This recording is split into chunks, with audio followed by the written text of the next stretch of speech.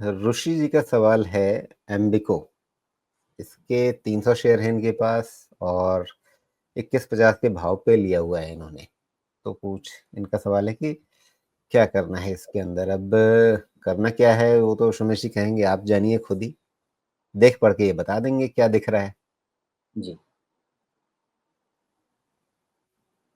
पहले तो मैं सोच रहा था कि एम्बिको क्या प्राणी है, एम्बिका कॉटन मिल्स है। ओके।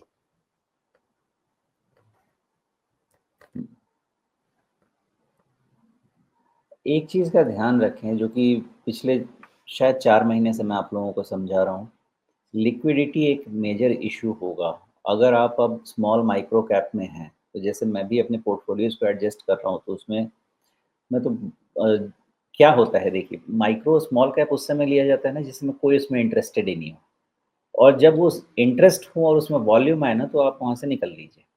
क्योंकि वॉल्यूम ड्राई अप हो गया ना, तो फिर अपने उसमें बरसों फँसना हो जाता है। तो मैंने ये क्लीन अप बहुत ज़्यादा कर दिया था। एक आधा रह गया था, वो भी क्लीन अप मैं कर रहा हूँ, क्योंकि अब जो इस लेवल से मार्केट है, यहाँ से मिड कैप और स्मॉल कैप में लिक्विडिटी वाले जगह ही रहना ठीक है। तो अब 850 करोड़ की कंपनी में आपको हमेशा इनफ लिक्विडिटी मिलेगी क्या? अभी का छोटा बहुत मतलब 100 शेयर ऐसा होगा, 50-25 शेयर तो मिल जाएगा, लेकिन बड़े लेवल पे काम करना मुश्किल हो जाएगा। जी। इस चीज़ के लिए आपको थोड़ा बड़ा मार्केट कैप वाला चीज़ अब देखना चाहिए, मेरा ऐसा अंदाज़ा है। अंबिका कॉटन मिल्स का अभी तक रिज़ल्ट नहीं आया है, इसलिए वहाँ पे वो असेसमेंट थोड़ा मुश्किल है, लेकिन मान लेते हैं कि अगर यही रिज़ल्ट ट्रैजेक्टरी अगर मेंटेन है, तो फिर 5% और फ्लैट ग्रोथ के लिए तो कोई भी वैल्यूएशन बेकार है ना। तो अंबिका कॉटन मिल्स वैसे भी मेरे हिसाब से 13 टाइम्स इस ग्रोथ के हिसाब से मेरे हिसाब से तो ज़्यादा है। रिज़ल्ट आता तो मैं आपको ज़्यादा अच्छा बता सकता था। तो मान लेते हैं कि 13 टाइम्स पे चल रहा है और 1500 का स्टॉक प्राइस है। 15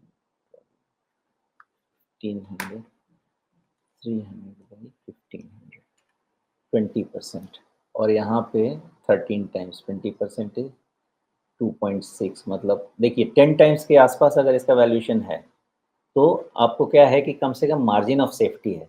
पैसा नहीं बने तो रिस्क पे भी नहीं रहेगा, यहाँ पे तो मुझे रिस्क पे लगता है। तो मुझे ऐसा लगता है कि अभी डायरेक्शन तो नहीं है स्टॉक में और है भी तो वीक ही है। रिज़ल्ट के बाद ध्यान रखिएगा, क्योंकि अगर आपका ये गया ना 1400 वाला, तो फिर 1400 वाला गया, तो फिर आपको ये 1200 साढ़े 1100 की तरफ ही लेके जाएगा। इस चीज़ का ध्यान रखें, क्योंकि वैल्यूएशन यहाँ से 20% अगर पुल ऑफ हुआ तो ही सेफ्टी में, जो मैं कैलकुलेशन करके समझ पा रहा हूँ। बाकी रिज़ल्ट के बाद देखना है क्या कर सकता है, और रिज़ल्ट के बाद मान लीजिए कि इसने 16-16.25 के ऊपर क्लोज़ दिया, व्हिच मीन्स फिर क्या ट्रेड बनेगा इसमें? फिर आपका ये जो बॉटम बना 1400 पे, ये सैक्रोसैंक्ट बॉटम, और फिर जी। ऊपर देखना शुरू कीजिए, और ऊपर कहाँ तक देख सकते हैं? मिनिमम 1800 तक तो देख सकते हैं, उसके बाद इसको रीअसेस कर सकते हैं। अच्छा सुमेश जी, मैं जब से आप ये सारी चीज़ें बोल रहे हैं, मैं एक ही चीज़ खोजने की कोशिश कर रहा था कि ऋषि जी को ऐसा क्या दिखा होगा इसमें कि इन्होंने इसमें एक ठीक-ठाक इन्वेस्टमेंट कर दिया। 300 शेयर जो 21.50 के भाव पे इन्होंने लिए हैं, मतलब एक अच्छी होल्डिंग हो जाती है। क्या दिखा होगा इस चीज़ के अंदर, इस शेयर के अंदर? ना तो आपके स्टॉक प्राइस में कोई ऐसी मूवमेंट है, आपको बहुत ही एक फ्लैट पैटर्न नज़र आ रहा है।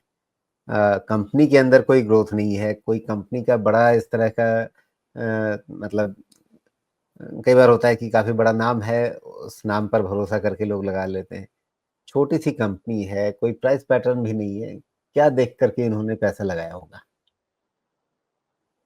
तो सामने आएँ ऋषि जी और बताएँ, क्योंकि ऐसा कुछ रीज़न तो मुझे तो नहीं दिख रहा। 98 के ग्रोथ पे कौन पैसा लगाएगा? मुझे तो नहीं लगता कि लगाना चाहिए। नहीं, वो अठन्नी का ग्रोथ भी कहाँ है? नहीं, मतलब लास्ट क्वार्टर 3 साल पहले 250 करोड़ रुपए की सेल्स होती थी, अब 200 करोड़ के आसपास रह रही है। ग्रोथ है कहाँ? नहीं, नहीं देखिए, इन्वेस्टमेंट ग्रेड तो है ही नहीं, आपका ग्रोथ नहीं है, वैल्यूएशन एक्सपेंसिव है, रिटर्न रेशियोज़ पैथेटिक हैं, तो कहीं से भी इन्वेस्टमेंट ग्रेड तो वैसे भी नहीं है।